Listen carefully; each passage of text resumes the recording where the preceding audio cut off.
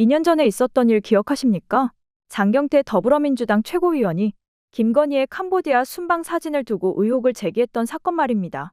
장 의원은 이 당시 최고위원 회의에 참석해 당시 김건희 여사의 심장병 환아 방문 영상을 공개하며 이처럼 그림자가 어른거려도 대통령실은 조명은 없었다며 절 명예훼손으로 고발했다.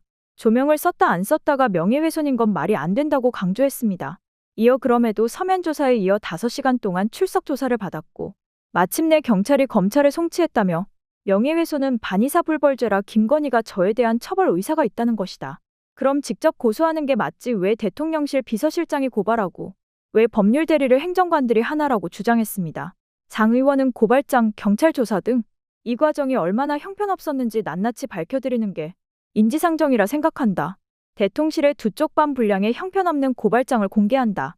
대통령 비서실의 부속실 직원들 및 김건희 여사는 당시 조명을 설치한 사실이 전혀 없었다며 같은 문장을 여러 차례 복붙하고 있다. 조명 사용했다, 안 했다로 대통령실 직원들과 김건희 여사의 명예가 훼손됐다는 해괴한 논리가 적시돼 있다고 지적했습니다. 그러면서 경찰 조사에서 확인한 대통령실 입증 자료는 텅 빈 집안 사진과 김건희 여사를 중심으로 편집된 영상이 전부였다. 한마디로 허접 그 자체였다. 그것만으로 어떻게 판단하나라고 했습니다. 김건희는 이 당시 사진과 관련한 논란이 굉장히 많았습니다. 그래서 이 당시 김건희의 심장병 환아 방문 영상을 다시 확인한 이재명 대표도 심각한 문제다. 객관적, 과학적 판단을 하기 앞서서 육안으로 봐도 상식적으로 판단해도 조명을 사용한 게 맞는 것 같다. 제가 봐도 조명 같은데 저도 고발하기 바란다. 조명 쓴 것 같다고 쏘아붙였습니다. 오죽하면 영국 일간지 더 타임스가 윤석열 대통령의 탄핵 소추 관련 보도를 하면서 김건희를 집중 조명했겠습니까?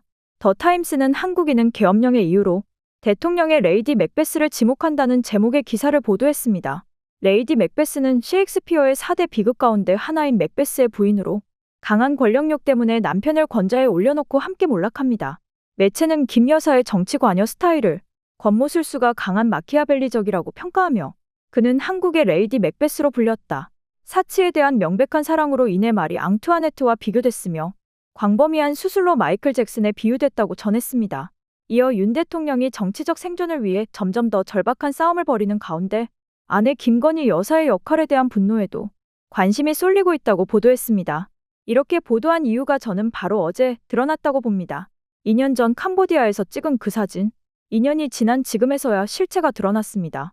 원래 일정이 아니었답니다. 그리고 이렇게 갑자기 일정을 바꾼 것에는 명태균이 관련되어 있고 이 또한 무속 관련된 내용이 가장 큰 이유로 작용한 것으로 파악되고 있습니다. 끔찍합니다. 역겨울 정도입니다. 윤석열과 김건희까지 이 나라에서 영원히 추방하거나 말년을 평생 감옥에서 보내게 해야 한다고 생각하신다면 구독과 좋아요로 민심을 표현해 주십시오. 그래 동쪽으로 어디 갑니까? 이렇게 물어보는 게 간다 하니까 좀 문제가 있다. 비행기에서 떨어지는 꿈은 그럽니다. 비행기가 출항하는 꿈입니다. 목사하고 신부님이 비행기에서 떨어지라고 기도했잖아요. 그 이걸로 나왔잖아요. 문당 그걸 보고 섬뜩하더라니까. 그때 예수님이 심장 다시 꿈을 꾸라. 다시 꿈을 다시 꾸봐라. 그 명태균 씨가 조언을 했다는데 그 조언이 뭐냐 했더니 앙코르와트가 사실 무덤이랑 마찬가지니까 아마 앙코르와트 방문을 하지 말라고 했던 것 같더라고요. 그리고 나서 다른 봉사활동 일정이나 다른 일정으로 좀 바꿔라 했고 우연인지 김 여사는 명 씨 조언대로 앙크로와트 방문 대신 봉사활동을 했습니다. 엄마가 계속 울어서 내가 마음이 너무 아프고 너무 아팠어. 이런가요? 타이레사서 피약성법용. 이제 그게 주변 사람들 아까 명태균 씨가 꿈 얘기를 하면서 그 얘기 다 듣던 사람들은 이게 명태균 씨 때문에 이렇게 된 일이구나. 이 사진의 탄생 배경을 다 이해를 했던 거죠. 닭의 목을 비틀어도 새벽은 옵니다. 저의 입을 아무리 막고 싶어도 김건희 여사의 촬영은 여지없는 인권 실종이고 외교 결례이고 국격 실추입니다. 외신과 사진 전문가들은 김건희 여사의 사진이 자연스러운 봉사 과정에서 찍힌 사진이 아니라 최소 2개, 3개 조명까지 설치해서 사실상 현장 스튜디오를 차려놓고 찍은 컨셉 사진으로 분석합니다. 국민의힘 일부 의원들은 김건희 여사를 김혜자 정우성 배우분들과 비교하며 무지한 주장을 쏟아내고 있습니다. 김건희 여사가 구호단체의 홍보대사입니까? 캄보디아에 자원봉사하러 가셨습니까? 차원이 다른 문제입니다. 김건희 여사는 정상회담에 대통령의 배우자 자격으로 외교를 위해 방문했습니다. 개최국인 캄보디아에 외교의 기본 원칙인 동등한 국가로서의 대우는 물론 해당 국가의 이미지 개선을 위한 노력에 협조하는 것은 당연합니다. 국제구호개발 NGO와 국제개발협력 민간협의회가 2014년 발간한 아동권리 보호를 위한 미디어 가이드라인에는 개발도상국의 아동 권리를 침해하지 않기 위한 원칙이 제시되어 있습니다. 첫째, 타인의 지원만 바라는 무기력한 수혜자가 아닌 아동과 보호자에 대한 능동적으로 묘사할 것. 둘째, 촬영 취지에 대한 동의와 사진 사용의 위험성을 알리는 등 아동의 사생활을 보호할 것. 셋째, 굶주리고 병든 아동의 이미지를 이용해 동정심을 불러일으키는 방식을 탈피할 것. 넷째, 감정적인 반응을 이끌어내기 위해 더 극심한 상황을 연출하지 말 것. 이 몇 가지만으로도 김건희 여사의 사진은 가이드라인에 위배됨을 알 수 있습니다. 국제개발협력 활동가들은 해당 사진을 배포한 대통령실과 김건희 여사를 비판하며 규탄 서명운동에 돌입했습니다. 빈곤 문제 해결의 전후 과정도 없이 심장질환 아동의 가정에 불쑥 찾아가 취한 김건희 여사와 대통령실의 행동 일체를 정권의 위기를 타개하기 위한 빈곤 포르노로 규정하고 규탄 서명운동을 벌이겠다고 이들은 말합니다. 11월 15일 서명운동이 시작한 이후 이틀 만에 11월 17일 오후 5시 30분 현재 1만 3천여 명이 벌써 서명에 동참했습니다. 호미로 막을 일 가래로도 못 막게 생겼습니다. 여러 외신들의 취재 요청이 저에게 오고 있고 더불어 국제기구에 공개 서한도 보내겠습니다. 외국까지 가서 아동을 이용해 가난과 아픔을 홍보 수단으로 삼은 김건희 여사의 진심 어린 사과를 요청드립니다. 이상입니다. 저는 오늘 12월 3일 비상계엄 당일 윤석열 배우자 김건희 씨의 부적절한 처신 혹은 불법적 의혹을 공개하기 위해 나왔습니다. 계엄 전후 김건희 씨의 행보가 나오지 않고 있습니다. 오늘 처음 계엄 당일 김건희 씨의 흔적을 공개합니다. 열흘 전 목격자의 제보가 들어왔고 제보의 신빙성을 확인하는 과정을 거쳤습니다. 김건희 씨는 12월 3일 비상계엄 당일 저녁 6시 25분에 들어가 계엄 1시간 전 저녁 9시 30분까지 3시간 동안 성형외과에 있었습니다.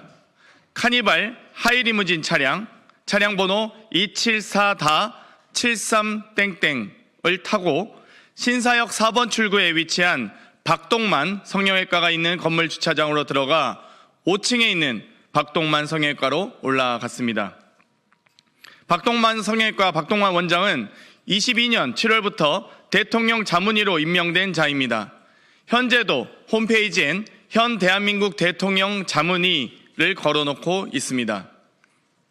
23년 11월 부산 엑스포 유치 홍보를 위해 윤석열, 김건희 내외가 프랑스 파리를 방문했을 때 김건희 여사와 루이비통 재단 미술관에 함께 간 자로도 알려져 있습니다. 김건희 씨에게 묻습니다. 박동만 원장을 대통령실 또는 관저로 불러 시술을 받을 수 있었을 것입니다. 그런데 왜 계엄 당일 직접 강남까지 병원을 찾아갔습니까? 이날은 관저로 부를 수 없던 이유가 있었던 게 아닙니까? 그리고 비상계엄 선포하기 정확히 1시간 전에 나왔다는 것은 민간인인 김건희 씨가 비상계엄을 미리 사전에 인지하고 있었던 것 아닙니까? 윤석열이 김용현 등과 계엄을 모의하고 안가에서 계엄에 대해 지시할 때 등 김건희 씨도 있었는지 이에 대해서도 명확히 밝혀져야 할 것입니다. 또한 김건희 씨는 12월 3일 6시 25분부터 9시 30분까지 3시간 동안 성형외과에서 무엇을 하셨습니까? 3시간은 처음 대대적으로 시술 받을 때 소요되는 시간이라고 합니다.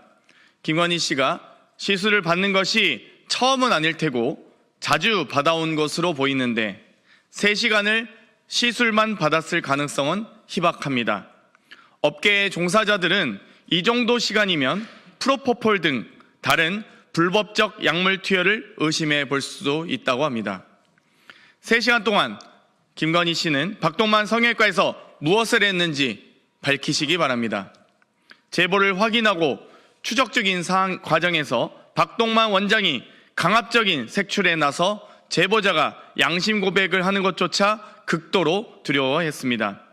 관저 이전, 양평 고속도로 게이트, 명태균 게이트, 인사 개입 의혹 등 국정 개입, 국정농단의 주요 인물인 김건희 씨가 이번 계엄에 개입되지 않았을 리 만무합니다. 언론인 여러분과 수사기관에서는 계엄 전후 김건희 씨의 행보와 박동만 성형외과의 많은 취재와 관심을 부탁드립니다. 그럼 이것으로 기자회견 마치겠습니다. 협조해 주신 여러분 감사합니다. 목격자고요. 여러 출입 기록과 그리고 아마 모 언론사에서 조만간 후속 보도가 있을 것으로 저는 알고 있습니다. 그리고 이제 3시간 정도 시간이면 이 관련 종사자도 다 알고 계시겠지만 시술을 처음 받는 안면고 선수를 비롯한 시술을 처음 받는 분들 또 3시간까지 받으려면 정말 큰 성형외과에서 3시간까지 있는 분들은 거의 없죠. 그리고 아주 큰 거의 시술이 아닌 수술에 준하는 시간인데 그 정도 처음이 아닌 자주 받아왔을 것으로 보이는 사람들이 그 정도 있을 건 사실 시술의 경우는 아닐 가능성이 매우 높다라는 또 종사자들의 얘기도 있었고요. 그렇기 때문에 이 부분에 대해서 명확하게 진실을 밝혀주시고 박동만 원장이 여러 언론사에 몇몇 언론사에 취재가 시작되자 아주 강압적으로 아주 강력하게 제보자 색출에 나섰다는 것, 이 부분에 대해서도 박동만 원장과 관련된 취재를 하셨으면 좋겠고요.